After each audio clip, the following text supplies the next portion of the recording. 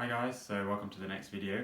Today we're going to be talking about press-ups and specifically the number one mistake that I see people make when they're doing press-ups.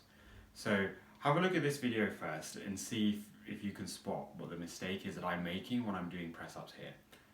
Hopefully you can see that my elbows are flared really far out and my arms are placed too wide. And what the problem with that is that you're pressing a huge amount of pressure on your joints by doing your press-ups like this.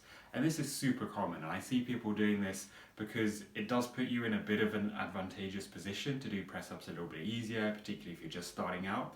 But really, it's not a healthy position for your joints to be in. And I'll just explain why that is a little bit more.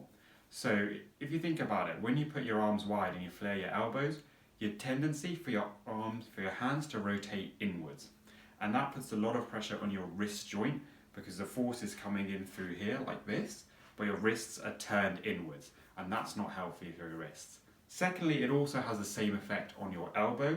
So again, the force is coming into your elbow joint at an angle that it's not designed to handle. And thirdly, and probably most critically, it puts a huge amount of pressure on your shoulder joint.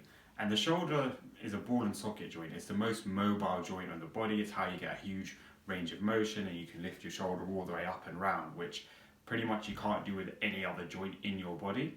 However, it also means that the shoulder is the most unstable joint and it's quite prone to injuries if it's put in compromised positions.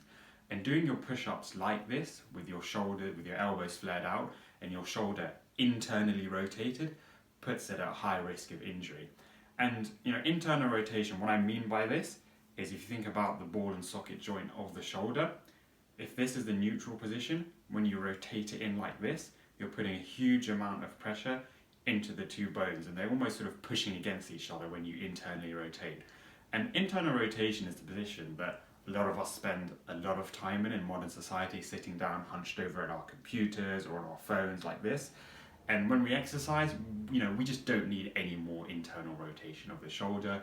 It puts you at high risk of impingement and of damage to your rotator cuff muscles. So this is how you should be doing press-ups, and if you can see here, my wrists, elbows and shoulders are nicely in line. They're all in a sort of a neutral position, and my shoulder is again in a neutral position. It's not internally rotated, and this is just much healthier for all of your joints and particularly for your shoulder joint. It's also the most natural athletic position to be in when you're pushing. And if you think about not just push-ups, but bench press or any sports such as rugby, American football, where you're pushing someone away, you tend to push like this. You don't push someone away like that. It's not a stronger position. When you're trying to push something or even just push against a wall, you push like that. And it's just a stronger, more athletic and safer position to be in. So thanks for watching, guys.